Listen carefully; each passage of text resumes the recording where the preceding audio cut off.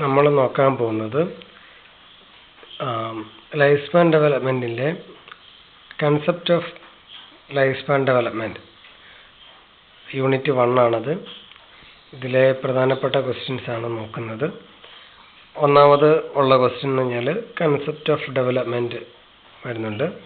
2 key issues in life span development, 3 characteristics of life span development, 4 facts of development, പിന്നെ research methodology, obstacles in studying life span development. അങ്ങനെ 6 ടോപ്പിക്കുകളാണ് വരുന്നത്.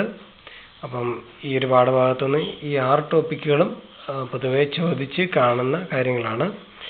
അപ്പോൾ ഒരു question ഉണ്ടാകും, ഈ 6 ഒരേപോലെ ഇമ്പോർട്ടൻസ് കൊടുത്ത് പഠിക്കേണ്ടതുണ്ടോയെന്ന്. അപ്പം അങ്ങനെ വേണമെന്നില്ല. ഇതിൽ ഏറ്റവും പ്രധാനപ്പെട്ട ഒരു ക്വസ്റ്റ്യനാണ് കൺസെപ്റ്റ് ഓഫ് ഡെവലപ്മെൻറ്റ്. പൊതുവെ ഒട്ടുമിക്ക എല്ലാ എക്സാമുകൾക്കും ചോദിച്ച് കണ്ടിട്ടുള്ള ഒരു ക്വസ്റ്റ്യനാണ് കൺസെപ്റ്റ് ഓഫ് ഡെവലപ്മെൻറ്റ്.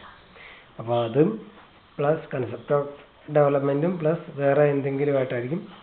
ഇപ്പം പറയാം സൈക്കോളജിക്കൽ ഡെവലപ്മെൻറ്റ് ഇൻ ഇൻഫാൻസി, അങ്ങനെയൊക്കെ ആയിരിക്കും ചോദിക്കാം.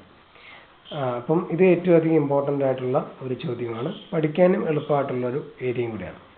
രണ്ടാമതാണ് key issues in life span development. ഇതും പൊതുവെ ചോദിച്ച് കാണുന്ന ഒരു ക്വസ്റ്റ്യനാണ്. അടുത്തതാണ് characteristics of life span development. ഇതും ഇമ്പോർട്ടൻ്റ് ആയിട്ടുള്ള ഒരു ക്വസ്റ്റ്യനാണ്. അടുത്താണ് ഫാക്ട്സ് ഓഫ് ഡെവലപ്മെൻറ്റ്.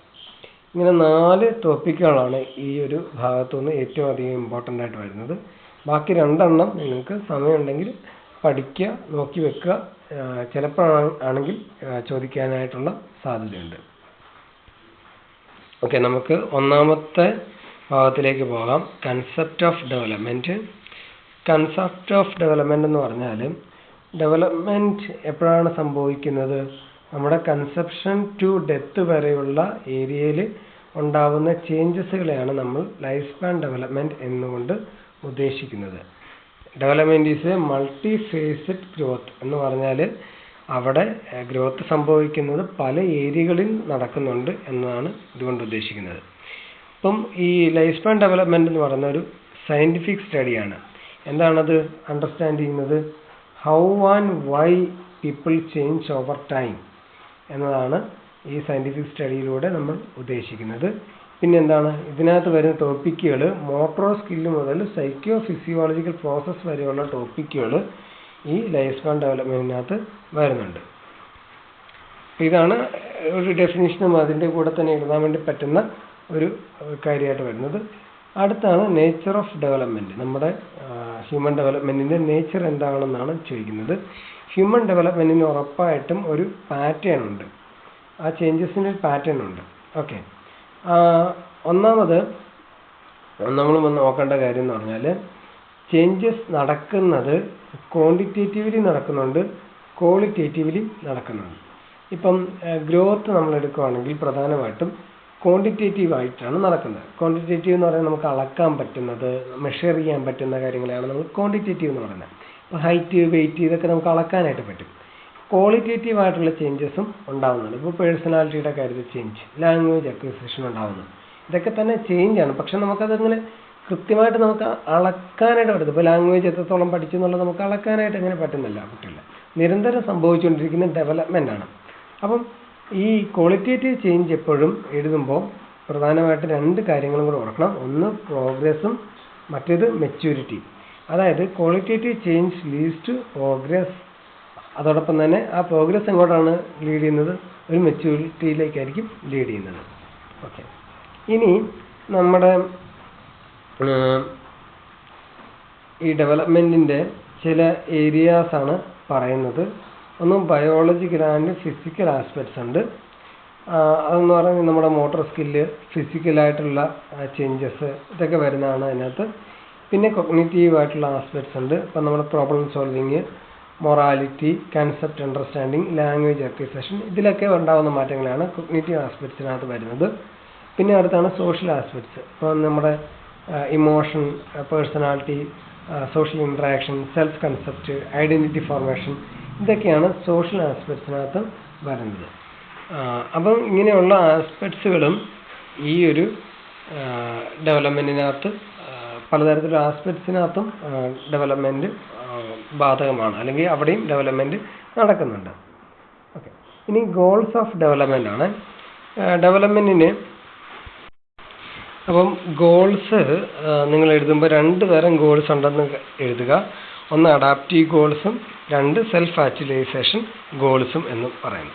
അപ്പം കൺസെപ്റ്റിനകത്ത് തന്നെ വരുന്ന ഗോൾസും കൂടെ എഴുതുക. പിന്നെ അടുത്താണ് ഗ്രോത്ത് ആൻഡ് ഡെവലപ്മെൻറ്റ്. അപ്പം ഗ്രോത്ത് ആൻഡ് ഡെവലപ്മെൻറ്റ് എന്ന് പറയുന്നത് രണ്ടും 2 കാര്യമാണ്. അപ്പം എന്താണ് ഗ്രോത്ത്, എന്താണ് ഡെവലപ്മെൻറ്റ് എന്നും കൂടെ മനസ്സിലാക്കിയിരിക്കുക. ഗ്രോത്ത് എന്ന് പറഞ്ഞാൽ നമ്മൾ ഫിസിക്കൽ ചേഞ്ചസ് ആയിരിക്കും പ്രധാനമായിട്ട് ഗ്രോത്ത് കൊണ്ട് ഉദ്ദേശിക്കുന്നത്. അപ്പം പിന്നെന്ന് പറഞ്ഞാൽ ഇത് ഗ്രോത്ത് എന്ന് പറയുന്നത് നമുക്ക് മെഷർ ചെയ്യാനായിട്ട് സാധിക്കുന്നുണ്ട്. ഇപ്പോൾ ഹൈറ്റ്, വെയിറ്റ് ഒക്കെ ഉദാഹരണമായിട്ട് എഴുതാം. പിന്നെ growth in increasing in size ആണ് ഗ്രോത്ത് വരുന്നത്. ഓക്കെ, എന്നാൽ ഡെവലപ്മെൻറ്റ് എന്ന് പറയുന്നത് ഗ്രോത്ത് പോലെയല്ല, കുറച്ചും കൂടെ വ്യത്യസ്തമായ കാര്യമാണ്. ഇപ്പം അതെന്ന് പറയുമ്പോൾ പേഴ്സണാലിറ്റി ആവാം, സൈക്കോ സോഷ്യൽ ആയിരിക്കാം, അങ്ങനെയുള്ള കാര്യങ്ങളുണ്ടാകുന്ന ചേഞ്ചസ് ആയിരിക്കും നമുക്ക് ഡെവലപ്മെൻറ്റ് എന്ന് പറയുന്നത്. ഡെവലപ്മെൻറ്റ് എപ്പോഴാണ് നടക്കുന്നത്? പ്രോഗ്രഷനിലേക്കാണ് നടക്കുന്നത്. അത് മെച്യൂരിലേക്ക് ലീഡ് ചെയ്യുന്നു. അതൊരു കണ്ടിന്യൂസ് ആയിട്ടുള്ള പ്രോസസ്സും കൂടിയാണ് ഗ്രോത്ത് എന്ന് ഡെവലപ്മെൻറ്റ് എന്ന് പറയുന്നത്. അത് നിരന്തരം സംഭവിച്ചുകൊണ്ടിരിക്കും. മൈന്യൂട്ടായിട്ടുള്ള ചേഞ്ചസ് ആണെങ്കിലും അത് നിരന്തരം നടക്കുന്നു. അതിന് സൈക്ലിക് ഇൻ നേച്ചർ എന്നും കൂടെ എഴുതിയേക്കുക. ഓക്കെ, അപ്പം ഈ ഗ്രോത്തിനെ അല്ലെങ്കിൽ ഡെവലപ്മെൻറ്റിനെ ഇൻഫ്ലുവൻസ് ചെയ്യുന്ന ഫാക്ടേഴ്സാണ് 3 ഫാക്ടേഴ്സ് ഉണ്ട്. അത് സോഷ്യൽ, കൾച്ചറൽ, എൻവയറമെൻറ്റ്. ഓക്കെ, ഇനി നമുക്ക് തിയറിറ്റിക്കൽ പെർസ്പെക്റ്റീവ് നോക്കാം. തിയറിറ്റിക്കൽ പെർസ്പെക്റ്റീവ് എന്ന് പറയുമ്പോൾ തിയറി എന്താണ് ചെയ്യുന്നത്? ജനറൽ പാറ്റേൺ ഓഫ് ഡെവലപ്മെൻറ്റ് ആണ് നോക്കുന്നത്. അപ്പോൾ ഒരു കുട്ടിയുടെ മാത്രമല്ല, പല കുട്ടികളിലും എങ്ങനെയാണ് ഡെവലപ്പ് ചെയ്യുന്നത്, അതിൻ്റെ പാറ്റേൺ ഉണ്ടെങ്കിൽ അത് മനസ്സിലാക്കാൻ വേണ്ടി നോക്കുന്നു. ഇതാണ് തിയറി ശ്രമിക്കുന്നത്. പിന്നെ എന്താണ്? 4 പ്രൈമറി ഏരിയാസ് ഉണ്ട്. ഡെവലപ്മെൻറ്റ് ഒക്യൂർ ചെയ്യുന്ന 4 പ്രൈമറി ഏരിയാസ് ഉണ്ട്. ഇതിനെ മനസ്സിലാക്കാനും എന്ത് ചെയ്യുന്നു? തിയറിറ്റിക്കൽ പെർസ്പെക്റ്റീവ് ശ്രമിക്കുന്നുണ്ട്. ഒന്നാണ് ഫിസിക്കൽ ഡെവലപ്മെൻറ്റ്. ഇപ്പോൾ ഹൈറ്റ്, വെയിറ്റ്, മോട്ടോർ സ്കില്ലൊക്കെ ആണ് ഫിസിക്കൽ ഡെവലപ്മെൻറ്റ് എന്ന് പറയുന്നത്. സൈക്കോളജിക്കൽ ആൻഡ് കോഗ്നിറ്റീവ് ഡെവലപ്മെൻറ്റ് എന്ന് പറഞ്ഞാൽ problem solving, information processing, communication തുടങ്ങിയ കാര്യങ്ങളൊക്കെ ഇതിനകത്ത് വരുന്നുണ്ട്. സോഷ്യൽ ആൻഡ് ഇമോഷണൽ ഡെവലപ്മെൻറ്റ് ഇതെന്ന് പറഞ്ഞാൽ എന്താണ്? നമ്മുടെ സോഷ്യലായിട്ടുള്ള ഇൻട്രാക്ഷനും നമ്മുടെ സെൽഫ് എസ്റ്റീം, നമ്മുടെ ഇമോഷനും അല്ലെങ്കിൽ മറ്റുള്ളവരുടെ ഇമോഷൻ അണ്ടർസ്റ്റാൻഡ് ചെയ്യാനുള്ള നമ്മുടെ കഴിവ്, ഇതൊക്കെയാണ് ഇതിനകത്ത് വരുന്നത്. അടുത്താണ് സെക്ഷുവാലിറ്റി ആൻഡ് ജെൻഡർ ഐഡൻറ്റിറ്റി എന്ന് പറഞ്ഞാൽ നമ്മുടെ ബോഡി ഫങ്ഷനെ പറ്റിയും ജെൻഡർ റോളിനെ പറ്റിയുള്ള മനസ്സിലാക്കൽ, അതുപോലെ തന്നെ ബാലൻസിങ് സെക്ഷൽ ഡിസയർ, ഇതൊക്കെ പറ്റിയുള്ള അണ്ടർസ്റ്റാൻഡിങ് ഇതിനകത്ത് ഡെവലപ്മെൻറ്റിൻ്റെ ഭാഗമായിട്ട് ഈ പറയുന്ന 4 ഏരിയകളിൽ ഉണ്ടാകുന്നുണ്ട്. ഓക്കെ, ഇതും എഴുതുക. അപ്പം തിയറീസിനെ നമുക്ക് ബേസിക്കായിട്ട് 2ആയിട്ട് തരംതിരിക്കാൻ പറ്റും. ചില തിയറീസ് പറയുന്നത് മാറ്റം എന്ന് പറയുന്നത്, ഡെവലപ്മെൻറ്റ് എന്ന് പറയുന്നത് അതൊരു കണ്ടിന്യൂസ് ആയിട്ടുള്ള പ്രോസസ്സ് എന്നാണ് അവർ അവകാശപ്പെടുന്നത്. ഒരു ഉദാഹരണം പറയുകയാണെങ്കിൽ ബിഹേവിയറിസം, അവർ പറയുന്നത് എന്താണ്? Development is A continuous process എന്നാണ് പറയുന്നത്. എന്നാൽ നേരെ മറിച്ച് ഡെവലപ്മെൻറ്റിനെ ഒരു സ്റ്റേജ് വൈസ് പ്രോസസ്സായിട്ട് പറയുന്ന തിയറീസ് ഉണ്ട്. ഇപ്പം ഉദാഹരണം പറയുകയാണെങ്കിൽ പിയാഷയുടെ തിയറി, അദ്ദേഹം പറയുന്ന ഓരോ സ്റ്റേജ് വൈസ് ആയിട്ടാണ് ഡെവലപ്മെൻറ്റ് ഒക്യൂർ ചെയ്യുന്നതാണ് പറയുന്നത്. ഇപ്പം എന്താണ്? Sensory motor stage, pre operation stage, concrete operation stage, അങ്ങനെയൊക്കെ സ്റ്റേജ് വൈസ് ആയിട്ടാണ് പറയുന്നത്. അല്ലെങ്കിൽ ഫ്രോയിഡിൻ്റെ തിയറി, അത് സ്റ്റേജ് വൈസ് ആയിട്ടാണ് പറയുന്നത്. അവിടെ പറയുമ്പോൾ സ്റ്റേജ് വൈസ് ആണെങ്കിൽ ഡിസ്ക്രീറ്റ് സ്റ്റേജുകളാണ്, അവിടെ കണ്ടിന്യൂസ് ആയിട്ടുള്ള വരുന്നത്, ഡിസ്ക്രീറ്റ് ആണ് വരുന്നത്. ഓക്കെ, അപ്പോൾ ഇങ്ങനെ 2 തരത്തിൽ നമുക്ക് തിയറികളെ ബേസിക്കായിട്ട് തിരിക്കേണ്ടി പറ്റും. അപ്പോൾ നിങ്ങൾ കൺസെപ്റ്റാണ് ചോദിക്കുന്നെങ്കിൽ ഇത്രയും പറയുന്ന കാര്യങ്ങൾ ഒന്ന് എഴുതി വെച്ചേക്കുക. ഒപ്പം ക്രിട്ടിക്കൽ പീരീഡ് എന്ന് പറയുന്ന ഒരു സംഭവം കൂടെ വരുന്നുണ്ട്. ക്രിട്ടിക്കൽ പീരീഡ് എന്ന് പറഞ്ഞാൽ നമുക്ക് ഒരു ഡെവലപ്മെൻറ്റ് ഉണ്ടാവുന്നത്, അല്ലെങ്കിൽ ഒരു മാറ്റം ഉണ്ടാവുന്നത്, അത് ചില ലൈഫിൽ ചില സമയത്താണ് ആ മാറ്റം ഉണ്ടാവുന്നതെങ്കിൽ, അതിനനുകൂലമായിട്ടുള്ള സാഹചര്യത്തിലാണ് അത് മാറ്റം ഉണ്ടാവുന്നതെങ്കിൽ അത് ഭയങ്കരമായിട്ടൊരു ഡെവലപ്മെൻ്റ് ആയിരിക്കും ഉണ്ടാവുക. ഒരു ഉദാഹരണം പറയുകയാണെങ്കിൽ ഇവിടെ ട്രസ്റ്റ്, നമ്മുടെ പുസ്തകത്തിൽ തന്നെ പറഞ്ഞിട്ടുള്ള ഒരു ഉദാഹരണമാണ് ട്രസ്റ്റിനെ പറ്റി പറഞ്ഞിട്ടുള്ളത്. ഇപ്പോൾ കുട്ടികൾക്ക് ട്രസ്റ്റ് ഉണ്ടാകുന്ന ഏത് പ്രായത്തിലാണ്? അവർ ഒരു ഇൻഫൻ്റ് ആയിരിക്കുന്ന സമയത്ത് പേരൻസുമായിട്ടോ കെയർ ഗീവർ ആയിട്ടുള്ള ഇൻട്രാക്ഷൻ വഴിയാണ് ട്രസ്റ്റ് ബിൽഡ് ചെയ്യുന്നത്. ഈ ഒരു സമയത്ത് ഈ കുട്ടികൾക്ക് പേരൻസിൻ്റെ അറ്റൻഷൻ കിട്ടാതിരിക്കുക, കെയർ ഗീവേഴ്സിൻ്റെ അറ്റൻഷൻ കിട്ടാതിരിക്കുകയാണെങ്കിൽ അയാൾക്ക് ഒരു ട്രസ്റ്റ് ഉണ്ടാക്കിയെടുക്കാനായിട്ട് സാധിക്കാതെ വരും, മറ്റുള്ളവരെ ട്രസ്റ്റ് ചെയ്യാൻ വേണ്ടി സാധിക്കാതെ വരുന്നുണ്ട്. എന്ന് വെച്ചാൽ ട്രസ്റ്റ് ഉണ്ടാകുന്ന ഒരു പീരീഡ് ഉണ്ടായിരുന്നു, അതിനെയാണ് ക്രിട്ടിക്കൽ പീരീഡ് എന്ന് പറയുന്നത്. ആ പീരീഡിൽ അത് സംഭവിച്ചില്ലെങ്കിൽ അല്ലെങ്കിൽ അതിന് വേണ്ടുന്ന എൻവയോൺമെൻറ്റൽ സാഹചര്യങ്ങളില്ലെങ്കിൽ ഇത് സംഭവിക്കത്തില്ല. അതിപ്പം ലാംഗ്വേജിൻ്റെ കാര്യത്തിലാവാം, എന്തിൻ്റെ കാര്യത്തിലാണെങ്കിലും അതിനൊരു ക്രിട്ടിക്കൽ പീരീഡ് ഉണ്ട്.